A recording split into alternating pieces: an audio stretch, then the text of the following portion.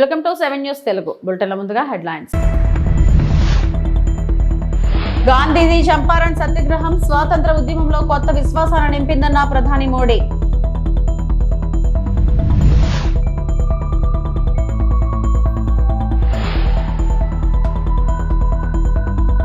VIT AP varsity అభివృద్ధి పనులు ప్రారంభం ఏపీ సీఎం చంద్రబాబు.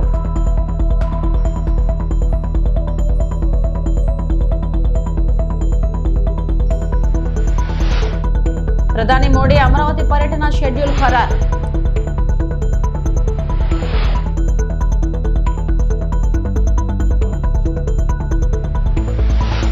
మన్ కీ బాత్ కార్యక్రమంలో పహల్గాంలో జరిగిన దారుణమైన ఉగ్రవాద దాడిని ప్రధాని మోడీ ఖండించారు. తీవ్ర ఆగ్రహాన్ని వ్యక్తం చేశారు. మరియు నిందితులకు కఠినమైన ప్రతిస్పందన ఎదురవుతుందని హామీ ఇచ్చారు. ప్రధానమంత్రి నివాళులు అర్పించారు. మరియు అంతరిక్ష మరియు విద్యా రంగాలకు డాక్టర్ కె కస్తూరి రంగన్ చేసిన కృషిని గుర్తు చేసుకున్నారు. సైన్స్ ఆవిష్కరణ మరియు మానవతా ప్రయత్నాలలో భారతదేశం యొక్క ప్రపంచ నాయకత్వాన్ని కూడా ఆయన హైలైట్ చేశారు. साल 1917 अप्रैल और मई के यही 2 महीने देश में आजादी की एक अनोखी लड़ाई लड़ी जा रही थी। अंग्रेजों के अत्याचार उफान पर थे। गरीबों, वंचितों और किसानों का शोषण अमानवीय स्तर को भी पार कर चुका था। बिहार की उपजाऊ धरती पर ये अंग्रेज किसानों को नील की खेती के लिए मजबूर कर रहे थे। नील की खेती से किसानों के खेत बंजर हो रहे थे, लेकिन अंग्रेजी हुकूमत को इससे कोई मतलब नहीं था। ऐसे हालात में 1917 में गांधी जी बिहार के चंपारण पहुंचे हैं। किसानों ने गांधी जी को बताया, हमारी जमीन मर रही है, खाने के लिए अनाज नहीं मिल रहा है। लाखों किसानों की उस पीड़ा से गांधी जी के मन में एक संकल्प उठा। वहीं से चंपारण का ऐतिहासिक सत्याग्रह शुरू हुआ।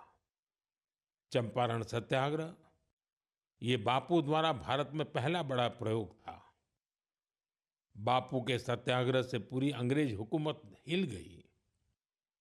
अंग्रेजों को नील की खेती के लिए किसानों को मजबूर करने वाले कानून को स्थगित करना पड़ा। एक ऐसी जीत थी जिसने आजादी की लड़ाई में नया विश्वास फूंका। आप सब जानते होंगे, इस सत्याग्रह में बड़ा योगदान बिहार के एक और सपूत का भी था, जो आजादी के बाद देश के पहले राष्ट्रपति बने। वो महान विभूति थे डॉक्टर राजेंद्र प्रसाद। उन्होंने चंपारण सत्याग्रह पर एक किताब भी लिखी, सत्याग्रह इन चंपारण। ये किताब हर युवा को पढ़नी चाहिए। भाइयों बहनों, अप्रैल में ही स्वतंत्रता संग्राम की लड़ाई के कई और अमिट अध्याय जुड़े हुए हैं। अप्रैल की 6 तारीख को ही गांधी जी की दांडी यात्रा संपन्न हुई थी। 12 मार्च से शुरू होकर 24 दिनों तक चली इस यात्रा ने अंग्रेजों को झकझोर कर रख दिया था। अप्रैल में ही जलियांवाला बाग नरसंहार हुआ था। पंजाब की धरती पर इस रक्त रंजित इतिहास के निशान आज भी मौजूद है। साथियों, कुछ ही दिनों में 10 मई को प्रथम स्वतंत्रता संग्राम की वर्षगांठ भी आने वाली है। आजादी की उस पहली लड़ाई में जो चिंगारी उठी थी, वो आगे चलकर लाखों सेनानियों के लिए मशाल बन गई। अभी 26 अप्रैल को हमने 1857 की क्रांति के महान नायक बाबू वीर कुंवर सिंह जी की पुण्यतिथि भी मनाई है। बिहार के इन महान सेनानी से पूरे देश को प्रेरणा मिलती है। हमें ऐसे ही लाखों स्वतंत्रता सेनानियों की अमर प्रेरणाओं को जीवित रखना है। हमें उनसे जो ऊर्जा मिलती है, वो अमृतकाल के हमारे संकल्पों को नई मजबूती देती है। రాజధాని అమరావతిలోని విట్ యూనివర్సిటీలో నిర్వహిస్తున్న వి లాంచ్ ప్యాడ్ 2025 స్టార్టప్ ఎక్స్పోకు ముఖ్యమంత్రి నారా చంద్రబాబు నాయుడు హాజరయ్యారు. అలాగే యూనివర్సిటీ ప్రాంగణంలో గాంధీజీ విగ్రహాన్ని ఆవిష్కరించిన చంద్రబాబు మహాత్మా గాంధీ బ్లాక్, వివి గిరి బ్లాక్, దుర్గాబాయి దేశ్ముఖ్ బ్లాక్ నూతన భవనాలను ప్రారంభించారు.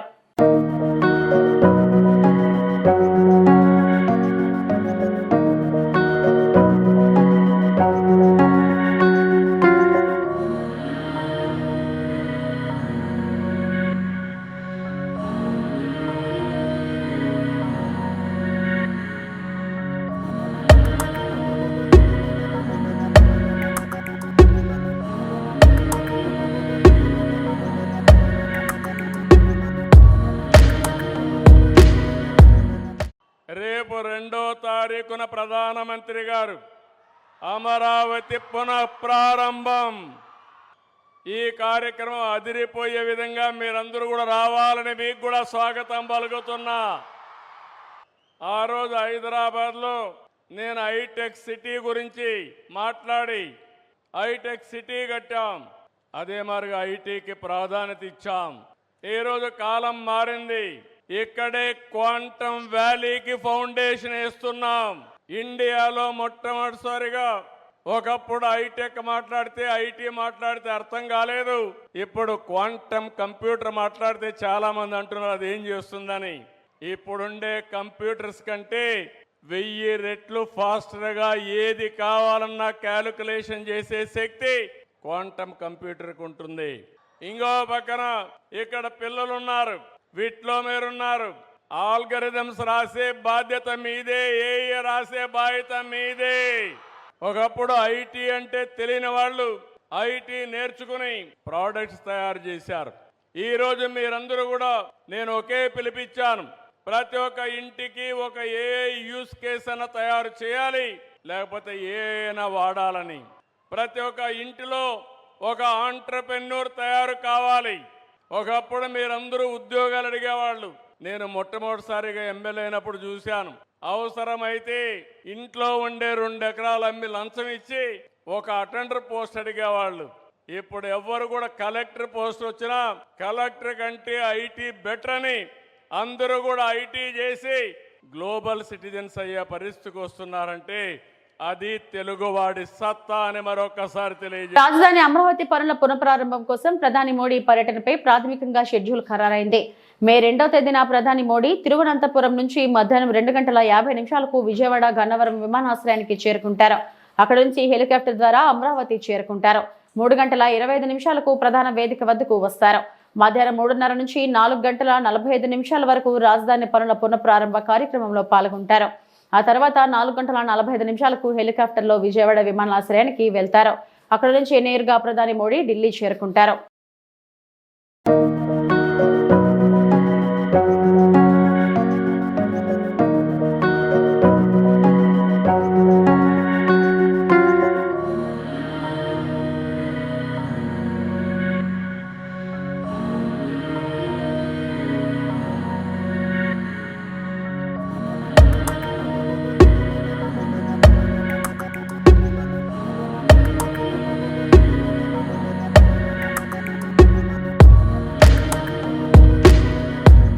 $14 కోట్లతో తలపెట్టిన దమయవర్తి డ్రైన్లు పనులు వేసవిలోగా పూర్తి చేయాలని లక్ష్యం.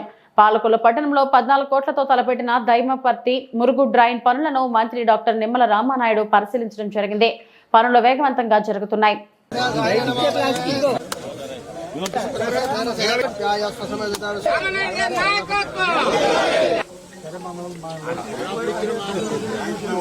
ఈరోజు ఏదైతే చందపర్రు అదేవిధంగా వెలివిల గ్రామాలకి సంబంధించి 1,55,17,000 అంటే 155.17 lakhs తోటి ఈరోజు మరి యొక్క శంకుస్థాపనలు మన రైతు మన రామానాయుడు కార్యక్రమంలో చేసుకోవడం జరిగింది. అందులో భాగంగా ఏదైతే చందపర్రు రెవెన్యూ డ్రైన్ మీద 11 లక్షలు, ఆగర్తిపాలెం మల్లవరం బ్రాంచి 16 లక్షలు, వెలివిల జున్నూరు రహదారికి 28.50 లక్షలు, వెలివిల జున్నూరు ఛానల్లో ఏదైతే డీసిల్టింగ్ నిమిత్తం 9.67 లక్షలు, వెలుగులు జున్నూరు ఛానల్ మీద గ్రాహల రహదారి కోసం 31 లక్షలు, వెలివిల జున్నూరు ఛానల్ మీద ఇప్పుడే ఇక్కడ మనం శంకుస్థాపన చేసాం 59 లక్షలతోటి ఒక బ్రిడ్జ్ వంతెన నిర్మాణం. అంటే 155.17 లక్షలతోటి ఈరోజు మనం ఈ రెండు గ్రామాల్లో మరి మన రైతు మన రామారెడ్డి కార్యక్రమంలో శంకుస్థాపన చేయడం జరిగింది. ఇప్పుడే మనం చూస్తూ ఉన్నాం ఏదైతే కడలవారి పాలెం బీసీలు అందరూ కూడా ఎన్ని కుటుంబాలు కూడా బీసీలు గత 5 సంవత్సరాల్లో ఇన్ఛార్జీలుగా శంకుస్థాపనలు చేశారు. ఒక్క ఇటుక ముక్క కూడా పెట్టలేదు వాళ్ళు. మరి ఈరోజు నేను ఏదైతే ఆ మాట ఇచ్చానో ఆ మాట ప్రకారం అధికారంలోకి వచ్చి 10 నెలలకు కూడా కానిటువంటి స్థితిలో మళ్ళీ ఆ బీసీలు అంటే తెలుగుదేశం అంటే బీసీలు వాళ్ళ రుణం తీర్చుకునే విధంగా నేను పనిచేయాలనేటువంటి ఆలోచనతో ఇచ్చినటువంటి మాటకు కట్టుబడి ఇవాళ కడలవారిపాలెం మరి కడలవారిపాలెనికి ఈరోజు 59 లక్షలు అక్షరాల 59 లక్షలతో ఇక్కడ బ్రిడ్జిని మనం నిర్మాణం చేయబోతూ ఉన్నాం. టెండర్లు పిలిచాం, వర్క్ ఆర్డర్ ఇచ్చాం. ఈ వేసవి కాలంలోనే మరి ఇప్పుడు కాలువలు కడుతూ ఉన్నారు ఈ రోజుతోటి కాబట్టి ఇమ్మీడియట్గా పనులు ప్రారంభిస్తూ ఉన్నాం. అదేవిధంగా ఇప్పుడే ఇక్కడ వెలుగులు కానీ చందపూర్ కానీ ఆక్వా రైతులు కానీ అదేవిధంగా వరి రైతులు కానీ చాలా సంతోషంగా, ఎందుకంటే ఆ రోజు 14-19లో మీరు వేసినటువంటి రోడ్డు తప్ప మళ్ళీ 5 సంవత్సరాల్లో మా వంక చూసిన వాడు లేడు, రైతు పేరు చెప్పి పలకరించినటువంటి వాడు లేడు. మళ్ళీ మీరు వచ్చారు, ఇవాళ మళ్ళీ మా రైతాంగానికి ఒక మార్గదశ, మా రైతాంగానికి మళ్ళీ ఒక గోల్డెన్ పీరియడ్, ఒక స్వర్ణయుగం మా రైతులకి అని చెప్పి ఈవేళ రైతులే స్వచ్ఛందంగా ముందుకొచ్చి పనిచేస్తున్నటువంటి పరిస్థితి ఖచ్చితంగా రేపు రాబోయేటువంటి రోజుల్లో కూడా. ఎందుకంటే మన అందరికీ అన్నం పెట్టేటువంటి అన్నదాత క్షేమంగా ఉండాలి, అన్నం పెట్టేటువంటి అన్నదాత సంక్షేమమే నాకు ముఖ్యం. అందుచేతే ఒక రైతు బిడ్డగా, ఒక రైతు పక్షపాతిగా, అందులో కూడా ఈ గ్రామంలోనే ఇప్పుడు వెలివెల అటు చందపూర్ మధ్యలో ఆగర్తిపాలెం అంటే ఇక్కడ గ్రామంలో పుట్టి పెరిగినటువంటి వ్యక్తిని ఈ ప్రాంతంలో ఎక్కడ ఏ సమస్య ఉంది, ఏ ఇబ్బంది ఉంది, ఏ కాలువ నీళ్లు ఎక్కడి వరకు పోతాయి, ఏ బోధి మీద ఎంత సాగు అవుతుంది, ఏ కెనాల్ పూడికి అయిపోయింది, ఎక్కడ ఈ గ్రావెల్ రోడ్డు ఎవరికి అవసరం, ఇట్లా ప్రతి దాని మీద కూడా ఒక స్పష్టమైనటువంటి అవగాహన 15-20 సంవత్సరాలు ఎన్నికలకు నిలబడక ముందు నుంచి కూడా నాకు అనుభవం ఉన్నటువంటి వల్ల ఈ పనుల్ని ఇంత యుద్ధ ప్రాతిపదిక మీద చేయగలుగుతున్నాం. అదేవిధంగా నియోజకవర్గ ప్రజలు కూడా ఆశీర్వదించారు. ఈవేళ ఒక ఇరిగేషన్ శాఖ మంత్రిగా ఉండడం వల్ల కూడా ఈ నిధులు తీసుకొచ్చి ఈ పనులు చేసేటువంటి శక్తి నాకు వచ్చింది అని అంటే అది నా నియోజకవర్గ ప్రజలు. అంచేత నా నియోజకవర్గ ప్రజలు ఇచ్చినటువంటి అధికారాన్ని నేనేదో ఆస్వాదించడానికో లేకపోతే నేనేదో బెంగళూరులో ఊటీయో లేకపోతే ఎక్కడో ఇతర దేశాలు రాష్ట్రాల్లో తిరగడానికి ఉపయోగించుకోకుండా ఉదయం 5:30 నుంచి రాత్రి 11-12 వరకు ప్రజల కోసం పనిచేస్తూ ఈ పనులన్నీ కూడా పూర్తి చేస్తున్నామని చెప్పి తెలియజేసుకుంటూ భవిష్యత్తులో కూడా ఈ యొక్క నియోజకవర్గ ప్రజలకు రైతాంగానికి అండగా తోడుగా నిలుస్తామని చెప్పి. రాష్ట్రంలో రోజుకు 600 టన్నుల సాలిడ్ వేస్ట్ ఉత్పత్తి అవుతుందని మంత్రి నారాయణ అన్నారు. వ్యర్థాల ఏరువేతకు 4 దీమ్లలో పరిశుభ్రత కార్యక్రమాలు నిర్వహించనున్నట్లు తెలిపారు. విజయవాడలోని స్వచ్ఛాంధ్ర కెపాసిటీ బిల్డింగ్ పై పురపాలక స్వచ్ఛాంధ్ర కార్పొరేషన్ శాఖల అధికారులతో ఆయన వర్క్ షాప్ నిర్వహించారు. దేశంలోని వివిధ రాష్ట్రాల ప్రభుత్వాలు చెత్త ఏరువేతకు అనుసరిస్తున్న ఉత్తమ విధానాలను రాష్ట్రంలో అమలు చేయాలని అధికారులకు సూచించారు. పరిశుభ్రత, రీసైక్లింగ్ పై ప్రజల్లో విస్తృత ప్రచారం కల్పించాలన్నారు. ఏదైతే ముఖ్యమంత్రి గారు స్వచ్ఛాంధ్ర కార్పొరేషన్ ని స్వచ్ఛ భారత్కు అనుగుణంగా ఆ ప్రిన్సిపల్స్ పెట్టారో అవి నెరవేర్చాలంటే ఒకటి, ప్రతి ఒక్క వ్యక్తి మనసు స్వచ్ఛంగా ఉండాలి, పరిసరాలు స్వచ్ఛంగా ఉండాలి, మన ఇళ్లు స్వచ్ఛంగా ఉండాలి అనే యొక్క నినాదంతో ఈరోజు యాక్చువల్గా ఈ స్వచ్ఛాంధ్ర కార్పొరేషన్ ని ముందుకు తీసుకుపోతున్నాం. అయితే ప్రజలకు అవేర్నెస్ కలిగించాలి, ప్రజల భాగస్వామ్యం కల్పించాలనే ఉద్దేశంతో ప్రతి నెల 3వ శనివారం ముఖ్యమంత్రి గారు స్వయంగా వారే ఒక కాన్ఫరెన్స్ సెలెక్ట్ చేసుకుని ఈ స్వచ్ఛాంధ్ర యొక్క కార్యక్రమాన్ని నిర్వహిస్తున్నారు. నిజమైన స్వచ్ఛాంధ్ర, స్వచ్ఛ భారతం సాధించగలం అనేది ఈ ప్రభుత్వం యొక్క లక్ష్యం. అనేక దేశాలలో, అనేక రాష్ట్రాలలో, అనేక జిల్లాల్లో ఎలా జరుగుతుంది, ఏ విధంగా మన ప్రజలను కూడా అవేర్నెస్ చేయాలనే దానికి ఈరోజు ఇక్కడ ఒక కార్యక్రమాన్ని 4 థీములతో వర్క్షాప్ పెట్టుకున్నారు.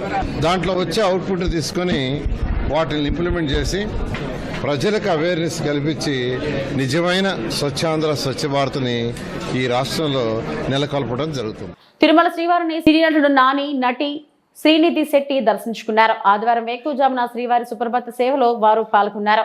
టీటీడీ అధికారులు వీరికి స్వాగతం పలికి దర్శన ఏర్పాట్లు చేశారు. దర్శనం అనంతరం రంగనాయకుల మండపంలోని నాని, శ్రీనిధికి పండితులు ఆశీర్వచనం చేసి స్వామివారి తీర్థ ప్రసాదాలను అందజేశారు.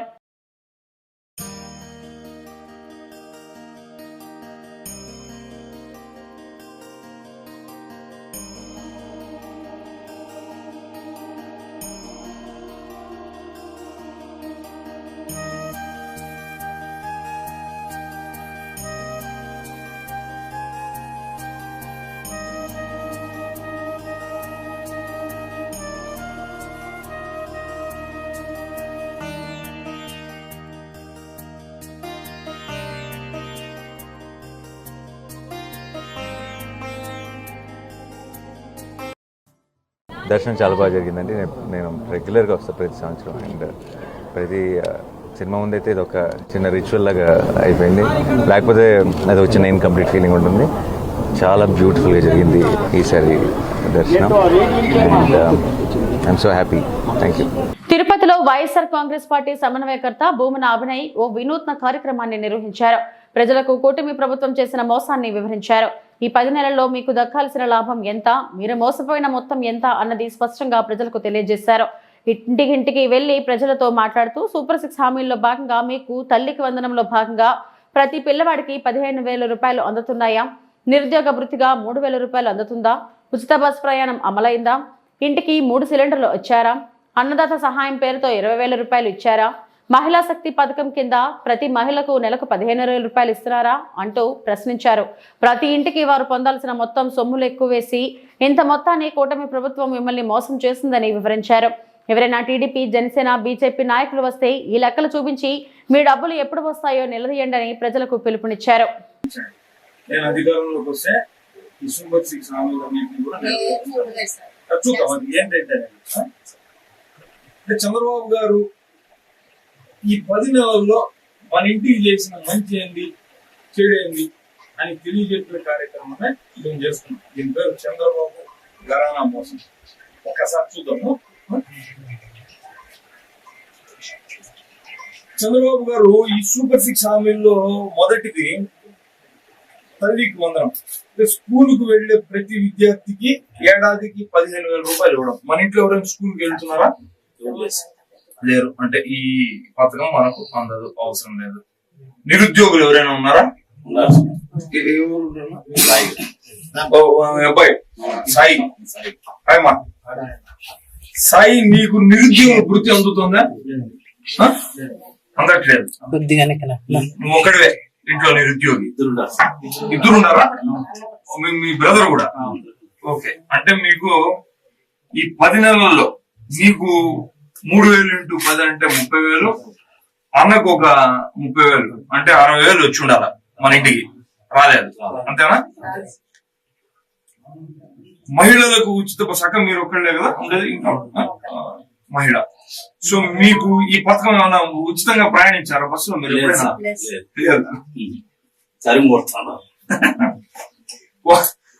ఒకళ్ళు మీరు మాత్రం. అంటే ఇది అందాజుగా చూసుకుంటాను, ఓ 500 రూపాయలు నెలకు మీరు ఉచితంగా ఎక్కడైనా బస్సు ప్రయాణం చేసే పరిస్థితి ఉంటుంది అనుకుని ఒక లెక్కేద్దాం. అంటే 500 ఇస్తూ 5,000 రూపాయలు. పశ్చిమ గోదావరి జిల్లా తణుకులో అంతర్జాతీయ కార్మిక దినోత్సవం మేడేను కార్మికులు 8 గంటల పని హక్కు పరిరక్షణ దినోత్సవంగా ఘనంగా జరుపుకోవాలని ఏఐటీయూసీ జిల్లా అధ్యక్షుడు కోనాల భీమారావు అన్నారు. Tanuku Akkamamba textile staff and workers union కార్యాలయంలో జరిగిన యూనియన్ కమిటీ సమావేశానికి భీమారావు అధ్యక్షత వహించి మాట్లాడారు. మేడే సందర్భంగా అన్ని కార్మిక సంఘాలు అరుణ పతాకాలు ఆవిష్కరించి ర్యాలీలు, సభలు నిర్వహించాలి. ఈ కార్యక్రమంలో కార్యదర్శి అనంత త్రివిక్రమ్, ఉపాధ్యక్షులు దేవ పెద్దిరాజు, కనకారావు, కోశాధికారి ఏ గోపాలకృష్ణ, పాపారావు తదితరులు పాల్గొన్నారు.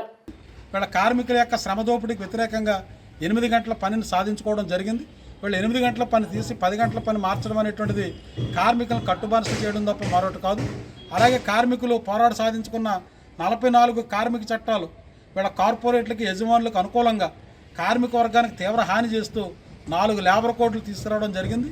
ఈ 4 లేబర్ కోడ్లు కూడా రద్దు చేయాలని, 8 గంటల పని దినాన్ని, పని హక్కును పరిరక్షించాలని కోరుతూ మేడేను రేపు దేశవ్యాప్తంగా ఏఐటీసీ నిర్వహించుకుంటూ ఉంది. అట్లాగనే మే 20వ తారీఖు దేశవ్యాప్తంగా సార్వత్రిక సమ్మెకు సమాయత్తం అవుతూ ఉందాం. ఈ మే 20వ తారీఖు జరిగేటువంటి సార్వత్రిక సమ్మె కూడా 8 గంటల పని హక్కు పరిరక్షణ, 44 కార్మిక చట్టాలు తిరిగి పునరుద్ధరించి 4 లేబర్ కోడ్లు రద్దు చేయాలని దేశవ్యాప్తంగా మే 20 జరిగే సార్వత్రిక సమ్మె విజయవంతానికి రేపు మేడేలో విస్తృతమైనటువంటి ప్రచారాన్ని నిర్వహిస్తూ ఉన్నాం. కార్మిక హక్కుల పరిరక్షణ లక్ష్యంగా మే 1వ తారీఖు అంతర్జాతీయ కార్మిక దినోత్సవం మేడేను జరుపుకోవాలని కార్మిక వర్గానికి పిలుపునిస్తా ఉంది. బిఎంఎస్ అనుబంధ సంఘ భారతీయ ఇస్పాత్ మజ్దూర్ మహాసంఘ ఆధ్వర్యంలో 2 రోజుల త్రైవార్షిక సమావేశాలు విశాఖ ఉక్కు నగరం CWC 1లో ప్రారంభమయ్యాయి. ముఖ్య అతిథులుగా విద్యాభారతి జాతీయ అధ్యక్షుడు Dusi Ramakrishna Rao, BMS deputy organising secretary Ganesh Mishra హాజరై ప్రారంభ ఉపన్యాసం చేశారు. వీరితో పాటు గాజువాక నియోజకవర్గ బీజేపీ కన్వీనర్ కర్నంరెడ్డి నరసింహరావు విశిష్ట అతిథిగా పాల్గొన్నారు. ఈ సందర్భంగా బిఎంఎస్ విధానాలు, కార్మిక సమస్యలపై పోరాడుతున్న తీరును నేతలు వివరించారు. దేశవ్యాప్తంగా అనేక పరిశ్రమల్లో బిఎంఎస్ నిర్మాణాత్మక పాత్ర పోషిస్తూ కార్మిక హక్కుల సాధనలో ముందుంటుందన్నారు. పరిశ్రమల్లో బలమైన శక్తిగా యూనియన్ ఏర్పడిందన్నారు. కేంద్ర ప్రభుత్వ రంగ సంస్థల్లో యూనియన్ చేపడుతున్న సేవలను నేతలు వివరించారు. వివిధ ప్రాంతాల నుంచి పెద్ద సంఖ్యలో కార్మిక నేతలు తరలివచ్చారు. ये जो भारतीय मजदूर संघ के सिस्टम के अनुसार महासंघों का अधिवेशन का ये वर्ष है, उसी के क्रम में अखिल भारतीय इस्पात मजदूर महासंघ का ये अधिवेशन, त्रैवार्षिक अधिवेशन विशाखापट्टनम में संपन्न होने जा रहा है। आज जब हम इस अवसर पर विचार करते हैं, एकत्रित होते हैं, तो निश्चित रूप से भारतीय मजदूर संघ का विचार अवश्य करते हैं कि भाई इस देश के अंदर जब हमसे पहले 4 सेंट्रल ट्रेड यूनियन थी, तो भारतीय मजदूर संघ की आवश्यकता क्यों थी, इस चीज को हमेशा हमको ध्यान रखना चाहिए। इस बात को ध्यान रखेंगे तो हम कभी अपने रास्ते से भटकेंगे नहीं। ध्यान क्या रखना चाहिए, क्या आप सब जानते हैं, इस देश का जो पहला ट्रेड यूनियन बना था, जिसको हम AITUC एटक के नाम से जानते हैं, 1920 में बना था। क्यों बना था, तो अगर इसका विचार करेंगे तो केवल एक ही विचार आता है वहाँ पर कि 1919 में ILO बना था, इंटरनेशनल लेबर ऑर्गेनाइजेशन। वहाँ पर भारत को के किसी प्रतिनिधि को भेजना था और उसकी ये शर्त थी कि उस देश का सबसे बड़ा जो श्रम संगठन होगा उसका प्रतिनिधि ही ILO में जा सकता है, इसलिए AITUC बना था। बाद में आज़ादी के आंदोलन के समय इस मजदूर लोगों को भी आंदोलन से जोड़ा जाना चाहिए, ये उद्देश्य लेके इसके लोग चले थे, लेकिन इनके अंदर अनेक विचारधाराएं आ गई और उसके कारण से 1936 आते आते तक इसके 4 टुकड़े हो गए थे। 1940 में ये पुनः एक हुए थे, लेकिन कुल मिलाकर के इसका नेतृत्व लाल झंडे वालों का, जो रूस और चीन में अपना आस्था रखते थे, ऐसे लोगों के हाथ में आ गया था। तब सरदार वल्लभ भाई पटेल को लगा कि देश आजाद हो जाएगा, तो ये एटक जो है हमारे हाथ में रहने वाला नहीं है, और इसलिए उन्होंने 1947 में और INTUC की स्थापना कर दी। అలాగే మా పక్కనున్న వారు దేవేంద్ర కుమార్ పాండే గారు, వారు స్టీల్ ఇన్ఛార్జి అఖిల భారత మజ్దూర్ సంఘ్ 17వ త్రైవార్షిక సమావేశం ఉక్కు నగరంలో పెట్టడం జరిగింది. ఇది ప్రతి 3 సంవత్సరాలకి ఒకసారి కార్యక్రమం జరుగుతుంది. ఈసారి దీన్ని ఉక్కు నగరంలో నిర్వహించడానికి మేము రాష్ట్రీయ ఇస్పాత్ మజ్దూర్ సంఘ్ అవకాశం దొరికింది. ఇక్కడ ఉన్నటువంటి పరిస్థితుల దృష్ట్యా ఈ కార్యక్రమం నిర్వహించడానికి అందరూ సహకరించారు. ఇక్కడ ఇది పెట్టడం వల్ల RINL ఈ కార్యక్రమం జరిగింది, ఇది దేశవ్యాప్తంగా తెలుస్తుంది. తద్వారా RINL యొక్క స్థితి కూడా భారతదేశానికి తెలుస్తుంది, స్టీల్ ఇండస్ట్రీకి అనేటటువంటి ముఖ్య ఉద్దేశంతో ఈరోజు ఉక్కు నగరంలో నిర్వహించడం జరిగింది ఈ కార్యక్రమం. మా మిత్రులు రమణ గారు RINL విషయాలు వారు మాట్లాడతారు. ఈరోజు జరిగినటువంటి ఇది ప్రారంభ కార్యక్రమం మాత్రమే. రేపు 28వ తారీఖు సాయంత్రం వరకు ఈ కార్యక్రమం జరుగుతుంది. ఏదైతే ఈ కార్యక్రమంలో గత 3 సంవత్సరాల భారతీయ మజ్దూర్ సంఘ్ రిపోర్టు మరియు రాబోయే 3 సంవత్సరాలకి కార్యాచరణ ఉంటుంది. ఇక్కడ పెట్టడానికి గల ముఖ్య ఉద్దేశం ఇందాకే చెప్పాను నేను. అలాగే రేపు మేము తీర్మానాలు ప్రవేశపెడతాం. ఆ తీర్మానాలని కేంద్ర ప్రభుత్వ దృష్టికి, కేంద్ర BMS దృష్టికి తీసుకెళ్లి ఆ సమస్యల్ని పరిష్కరించబడటానికి భారతీయ మజ్దూర్ సంఘ్ కృషి చేస్తుంది. స్టీల్ ప్లాంట్ ఏదైతే ప్రైవేటీకరణ భయం ఉందో దాన్ని పూర్తిగా దూరం చేయడానికి, అలాగే ఉత్పత్తి కోసం అవసరమైనటువంటి మౌలిక సదుపాయాలన్నీ కల్పించడానికి గవర్నమెంట్ మీద ప్రెజర్ దేశం కోసం, అలాగే రా మెటీరియల్లో ఉన్న సమస్య ఏదైతే ఉందో దాన్ని తొలగించడం కోసం, ఉద్యోగుల వేతన సవరణ, ముఖ్యంగా నిర్వాసితులు కాంట్రాక్ట్ లేబర్గా ఉండి కూడా వాళ్ళ ఉద్యోగాలు తీసేటటువంటి పరిస్థితి ఉంది. ఈ పరిస్థితిని మనం BMSగా నిలువరించి ఇవాళ ఏదైతే సమావేశాలు జరుగుతాయి, ఈ సమావేశాల్లో ఈ విషయాలు తీర్మానం చేస్తాం. ఈ తీర్మాన ప్రతిపాదనల్ని కేంద్ర ప్రభుత్వానికి మరియు కేంద్ర BMSకి పంపించే అవసరం అయితే ఢిల్లీ వెళ్ళైనా పోరాడి ఈ సమస్యల మీద పోరాటం చేసి భారతీయ మజ్దూర్ మహాసంఘ్ తరపున కుమ్మనేని శ్రీనివాసరావు అధ్యక్షుడు నేను ఇచ్చేటటువంటి హామీ ఏంటంటే ఈ విశాఖ ఉక్కును రక్షించుకోవడానికి భారతీయ మజ్దూర్ సంఘ్ కట్టుబడి ఉందని తెలియదు. ఇవి ఇప్పటివరకు నా బులెటిన్ అప్డేట్స్. నమస్తే.